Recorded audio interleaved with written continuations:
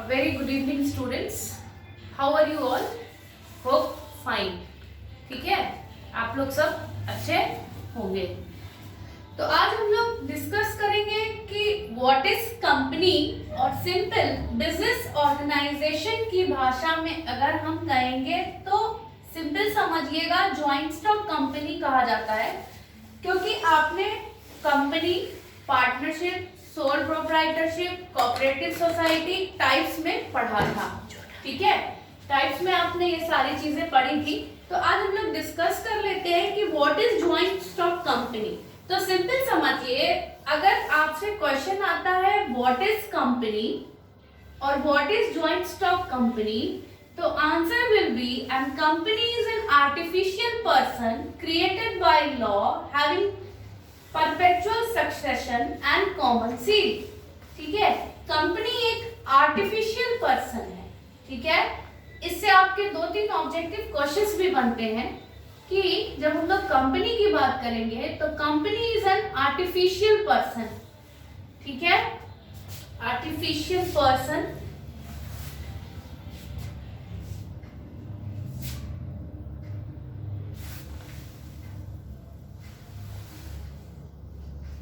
created by law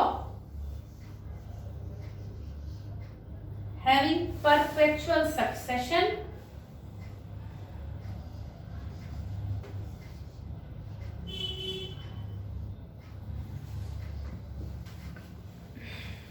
and common seal। ठीक है, आपसे इससे क्वेश्चंस भी बनता है कि अगर हम कंपनी की बात करेंगे तो कंपनी एक आर्टिफिशियल पर्सन है, यानी किसी न किसी एक आर्टिफिशियल नेम से चलती है। हिंदी में कहते हैं कृत्रिम व्यक्ति है। ठीक है, क्या है? कृत्रिम व्यक्ति है। तो आर्टिफिशियल पर्सन जैसे Ram and limited company, Shyam and limited company, ठीक है, कोई भी नाम जिससे हमारी कंपनी रजिस्टर्ड है, that name is known as artificial person. तो आपसे पूछा जा सकता है कि कंपनी, ये क्वेश्चन भी बन सकता है कि company is defined as an artificial, whether it is true और फॉल्स। तो ट्रू, ठीक है, क्योंकि किसी न किसी एक आर्टिफिशियल नेम से ही हमारी कंपनी क्या होती है? रजिस्टर्ड होती है। क्या होती है? रजिस्टर्ड होती है, यानी इसका पंजीयन होता है। रजिस्ट्रेशन का मतलब हिंदी में पंजीयन कराना होता है। क्लियर? अब हम लोग बात करते हैं कि क्रिएटेड बाय लॉ, यानी ये कानून के द्वारा बनाई जाती है। ठीक है, क्रिएटेड बाय लॉ यानी कानून, इस कानून के तहत ये रजिस्टर्ड होती है और उसके कुछ नियम कानून होते हैं, उसी के तहत ये रजिस्टर्ड होती है, इसीलिए ये लॉ के द्वारा यानी कानून के द्वारा बनाई जाती है। परपेचुअल सक्सेशन यानी इसका कोई अपना अस्तित्व है जिसपे ये काम करती है किसी भी नाम से। जब इसको लॉ, कानून की तरफ से एक ठप्पा लग जाता है तो ये परपेचुअल सक्सेशन की तरह काम करती है। और कॉमन सील कि हर कंपनी का एक सील होता है। आपने वर्ड सुना होगा सील, स्टैम्प को, जिसको हम लोग स्टैम्प के नाम से जानते हैं, मोहर के नाम से जानते हैं, that is known as seal. ठीक है, तो ये आपका कुछ पॉइंट्स हैं जो कंपनी और जॉइंट स्टॉक कंपनी की डेफिनेशन को डिफाइन करते हैं। तो ये मैंने आपको बताया कि a joint stock company is an artificial person created by law having division into a transferable share with perpetual succession and common seal। Clear है? तो ये था हमारा डेफिनेशन। अब डिफरेंट डेफिनेशंस यानी डिफरेंट राइटर्स ने इसके डेफिनेशन दिए हैं। ये आपका बेस्ट डेफिनेशन है कि it is an artificial person created by law having perpetual succession and common seal. अब जब हम इसके फीचर्स की बात कर लेते हैं, ठीक है, when we talk about features of a company, अगर हम लोग फीचर्स की बात करते हैं तो एक चीज हमेशा ध्यान में रखिएगा, आपके आधे डेफिनेशन में फीचर्स दिए हैं। जैसे सबसे पहला कि ये एक आर्टिफिशियल पर्सन है, सही बात है, ठीक है। उसके बाद क्या है? इसको परपेचुअल सक्सेशन मिला हुआ है, यानी कंपनी जो है स्टेबल कैरेक्टर पे काम करती है, इसीलिए, ठीक है। और जब तक इसकी लाइफ है तब तक ये काम करेगी। अगर इसका कोई पार्टनर मर गया तो हो सकता है उसकी जगह पे किसी नए को भी एंट्री दे सकती है और एज इट इज उसको अपना कंटिन्यू चला सकती है। उसके बाद है separate legal entity. Separate legal entity यानी इसका एक अपना सेपरेट लीगल एंटिटी है जो कि कंपनी जो है अपना एक बनाई हुई है, यानी जिस कंपनी जो है रजिस्टर्ड है। ठीक है। उसके बाद है फॉर्मेशन। फॉर्मेशन यानी किसी न किसी कंपनी जो हम लॉ हमको जो क्रिएट करता है, तो जब हम कंपनी का रजिस्ट्रेशन लेते हैं यानी कंपनी को फॉर्म करते हैं, तो रजिस्ट्रेशन हो जाने के बाद ही हमारी कंपनी फॉर्म होती है, यानी कंपनी का पंजीयन हो जाता है और उसके बाद हमारी कंपनी बन जाती है। फॉर्म मतलब बन जाना, फॉर्मेशन यानी स्टार्टअप, ठीक है, किसी चीज को स्टार्ट करना। उसके बाद है कंट्रोल, है ना। आज कंपनी के अंदर कंट्रोल किसका रहेगा? ओनर्स का रहेगा। तो मेंबरशिप की जब बात होगी, तो जो मेंबरशिप की बात होती है, कंट्रोल की बात होती है, तब उस वक्त एक वर्ड आता है नेम शेयर होल्डर। किसका नाम आता है? शेयर होल्डर का आता है। तो शेयर होल्डर्स जिसके शेयर्स ज्यादा होंगे, शेयर होल्डर जो भी पर्सन होगा जिसके कंपनी में शेयर्स ज्यादा होंगे, he or she will be liable to control all the activities of the company, ठीक है। उसके बाद हम बात कर लेते हैं नेक्स्ट पॉइंट की, that is a risk bearing factor. क्या है? That is known as risk bearing. Risk bearing means what, कि हमारा कंपनी जो है वो रिस्क बियर करके ही तो प्रॉफिट कमा रहा है, मतलब मार्केट में सरवाइव कर रहा है। प्रॉफिट हो या लॉस हो ये बात की बात है, लेकिन पहले तो हम रिस्क बियर ही करके काम कर रहे हैं, ठीक है। कुछ कॉमन से पॉइंट हैं, जैसे कि नंबर ऑफ मेंबर्स की बात करेंगे, ट्रांसफरेबिलिटी ऑफ शेयर्स की बात करेंगे, तो ये कॉमन पॉइंट है, इसमें हम लोग ज्यादा डिटेल में नहीं जाएंगे। उसके बाद क्या है? Right to sue. Right to sue मतलब अब आप कंपनी के तहत रजिस्ट्रेशन लेके काम कर रहे हैं, है ना।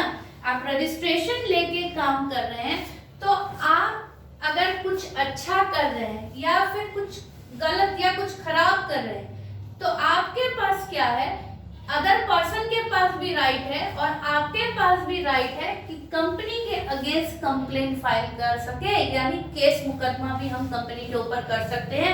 अगर हम देखेंगे कि कंपनी किसी केसेस में प्रॉब्लम कर रही है, तो हम इसके तहत कोई भी एक लीगल एक्शन ले सकते हैं। We have right to take legal action, ठीक है, हम इसके तहत लीगल एक्शन ले सकते हैं, तो that is known as right to sue, ठीक है। तो ये था आपका कंपनी और इसके फीचर्स। अब आपके बुक के अकॉर्डिंग 14 फीचर्स हैं, लेकिन आपको कोई भी 10 फीचर दिमाग में रखने हैं कॉमन से, ये चीज ध्यान में रखिएगा। जो इजी फीचर्स हैं उनको करिए, क्योंकि आपका लॉन्ग में नहीं आता है क्वेश्चन आंसर्स, शॉर्ट ज्यादा आते हैं। लॉन्ग आएंगे तो गिवन कुछ ही टॉपिक से आएंगे, सारे टॉपिक से नहीं आएंगे, ठीक है। यहाँ तक क्लियर है। उसके बाद नेक्स्ट जो टॉपिक है आपका, वो यहाँ पर बात हो रही है एडवांटेज और डिसएडवांटेज की। तो जहां तक एडवांटेज और डिसएडवांटेज की हम लोग ने ऑलरेडी बात की है ना, कि कंपनी में क्या क्या होता है। तो एडवांटेज जो है, जो भी इसके फीचर्स होंगे वो एडवांटेज हो जाएंगे, और जो फीचर्स नहीं है यानी सारे उसके जो भी अपोज पॉइंट है, that is known as disadvantage. तो ये है, लेकिन इसमें एक चीज आप लोग को ध्यान में रखिएगा कि आप लोग को इसका कुछ बेसिक चीज करना है, कुछ क्वेश्चंस करने हैं जो मैं आपको बता रही हूँ, कुछ important questions, like difference between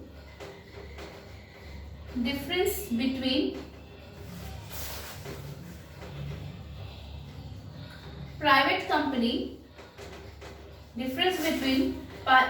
company and public company, ठीक है। ये क्वेश्चंस आप कॉपी पे बनाइएगा नोट्स के तहत, क्योंकि ये बहुत इंपॉर्टेंट है एग्जाम्स के लेके। उसके बाद डिफाइन कंपनी,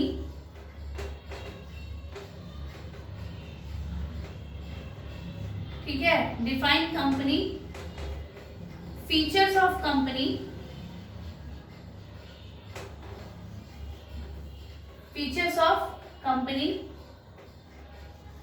देखिए बहुत हद तक अगर आप फीचर्स कर लेते हो ना, तो एडवांटेज डिसएडवांटेज आपका उसी बेस पे हो जाएगा, तो उसके लिए आपको ज्यादा डीपली पढ़ने की जरूरत नहीं है, ठीक है। तो क्योंकि ये सिलेबस आपने 12th में भी पढ़ा है, 11th में भी है आपका, 11th 12th में भी इसका कुछ हिस्सा है कि कंपनी क्या होती है, पार्टनरशिप क्या होता है, सोल प्रोप्राइटरशिप क्या होता है, ये सब आपने कुछ ना कुछ पढ़ा है, तो ये देख जाइएगा। अब हम लोग बात कर लेते हैं कि काइंड्स ऑफ कंपनी, जो कि इंपॉर्टेंट है।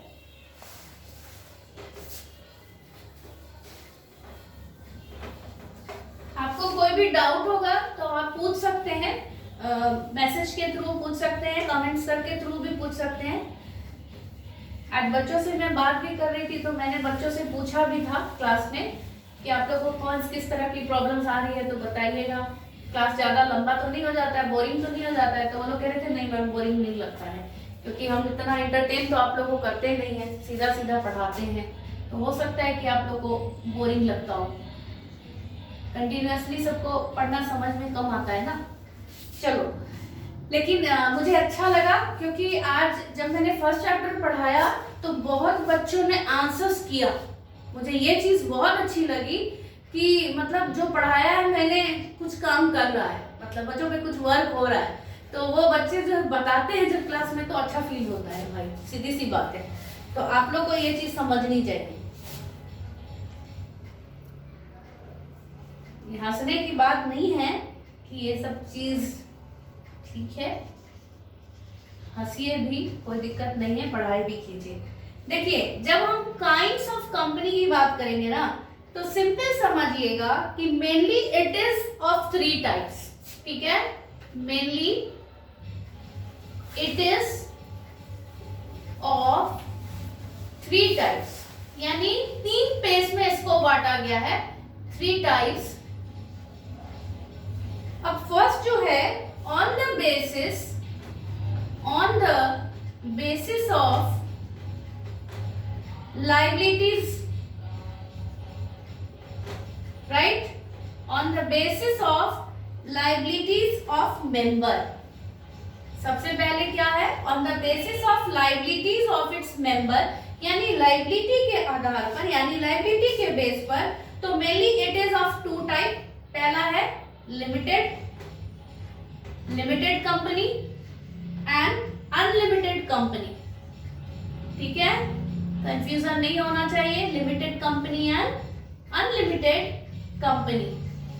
उसके बाद जो है on the basis of incorporation. अब इसको भी, लिमिटेड को भी अनलिमिटेड को भी 2 पार्ट में बांटा गया है, कंपनी बाय शेयर और कंपनी बाय गारंटी, ठीक है। सिर्फ जान लीजिए, कंपनी बाय शेयर्स और कंपनी बाय गारंटी, ठीक है, इसमें कोई भी कंफ्यूजन नहीं होना चाहिए।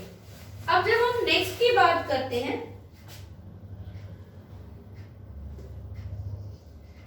अगर हम on the basis of incorporation की बात करेंगे तो इनकॉर्पोरेशन में क्या होता है? By the royal charter, by the special act of parliament और अंडर द कंपनीज एक्ट, ठीक है। But when we talk about on the basis of number of its member, right, when we talk about on the basis of its member, तो member के base पे important है जो आपको पढ़ना है। तो इसमें क्या हो जाता है? इसमें 3 कैटेगरी आती है, public limited company, private company and 1 person company, ठीक है। कौन सी आती है? 1 पर्सन कंपनी, राइट। तो सिंपल समझिएगा कि पब्लिक कंपनी, प्राइवेट कंपनी और 1 मैन, और 1 मैन भी कहते हैं इसको, 1 मैन कंपनी भी कहते हैं और 1 पर्सन कंपनी भी कहते हैं, तो डोंट बी कंफ्यूज। और इसमें क्या है आपका, जैसे कि आप जानते हैं कि पब्लिक कंपनी की जब बात आएगी तो जितनी भी गवर्नमेंट कंपनीज हैं all are the part of public companies, और प्राइवेट कंपनी की बात में आएगी तो प्राइवेट यानी आपको समझ में आता है कि हर कंपनी के नाम के पीछे PVT.LTD लिखा रहता है, that is indicate as private limited, ठीक है। और जब हम 1 पर्सन कंपनी की बात करते हैं तो ये एक अभी आया है नया, उसका टाइप्स, जिसको हम लोग ओपेक के नाम से भी जानते हैं। तो इसके बारे में हम लोग डिटेल एक एक करके पढ़ेंगे। सबसे पहले हम लोग जान लेते हैं कि प्राइवेट कंपनी क्या होती है, ठीक है। तो प्राइवेट कंपनी जो है वो डिफाइन करती है under the section company act 2013, ठीक है। किसके तहत डिफाइन करती है? Section 2 sub section 68, right. तो ये क्या कहती है private company? It defines a private company as a company which has a minimum paid up capital of 1 lakh, ठीक है। इसकी मिनिमम पेड अप कैपिटल कितनी होगी? मिनिमम पेड अप कैपिटल जो है वो 1 लाख होगी, राइट।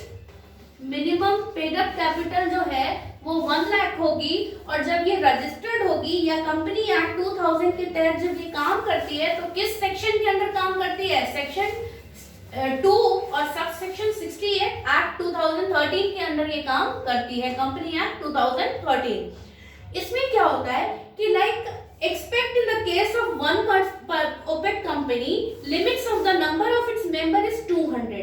अब जब आप 1 person कंपनी की बात करेंगे तो इसमें जो मेंबर्स की जो क्राइटेरिया है, यानी कितने मेंबर्स होने चाहिए, तो लिमिट जो है मेंबर्स की वो 200 है, यानी 200 है। Its member is 200 which does not include, यानी 200 तक ही होनी चाहिए, उससे ज्यादा नहीं होनी चाहिए। तो सिंपल समझिएगा, हम लोग इसमें इतना डिटेल्स में नहीं जाएंगे, क्योंकि हमें सिर्फ जानना है कि प्राइवेट लिमिटेड कंपनीज में और गवर्नमेंट यानी पब्लिक कंपनीज में क्या डिफरेंस होता है। अब आप जो पब्लिक लिमिटेड का सेक्शन है वो क्या है? वो है सेक्शन 2 और सब सेक्शन 71। ठीक है, ये यानी ये पब्लिक लिमिटेड कंपनी का सेक्शन बता रही है। प्राइवेट का क्या था? 2 सब सेक्शन 68 जो कि 2013 के अंदर ही आएगा। वैसे कंपनी एक्ट क्या डिफाइन करती है पब्लिक को कि company which is not private company has a maximum paid up capital of ₹5 lakh. इसका पेड अप कैपिटल कितना होगा? इसका पेड अप कैपिटल कितना होगा? इसका पेड अप कैपिटल 5 लाख होगा। कितना होगा? 5 लाख होगा पेड अप कैपिटल। किसका? पब्लिक कंपनी का, यानी गवर्नमेंट कंपनीज की बात हो रही है यहाँ पर। A company has a maximum paid capital of 5 lakh rupees और such higher paid up capital as may be prescribed. A company which is a subsidiary of a company not being a private company shall be deemed to be a public company. ठीक है, इसके हम according book पे नहीं जाएंगे, ये basic difference जान लीजिए कि अगर हम प्राइवेट कंपनी की बात कर रहे हैं, ठीक है, तो प्राइवेट कंपनीज एक्ट 2013 के अंदर डिफाइन करता है सेक्शन 2 सब सेक्शन 68। और जब हम पब्लिक कंपनी की बात करते हैं which is also known as government company, तो it is a part of section 2 sub section 71 और अंडर कंपनी एक्ट 2013, जिसकी पेड अप कैपिटल ₹5 लाख होती है। तो आज हम लोग इतना ही जानेंगे, क्योंकि हम लोग को मेन तीनों पढ़ना है, तो हम यही 3 पढ़ाएंगे, फिर नेक्स्ट में पढ़ा देंगे, क्योंकि एक साथ पढ़ाएंगे तो आप कंफ्यूज हो जाओगे अभी। ठीक है, तो आज हम लोग इतना ही रहने देते हैं। आप लोगों को कोई भी डाउट है तो you can ask by message, by comment, जैसे आपको पूछना है, और कुछ पूछना है तो आप पूछ सकते हो। Thank you and have a nice day.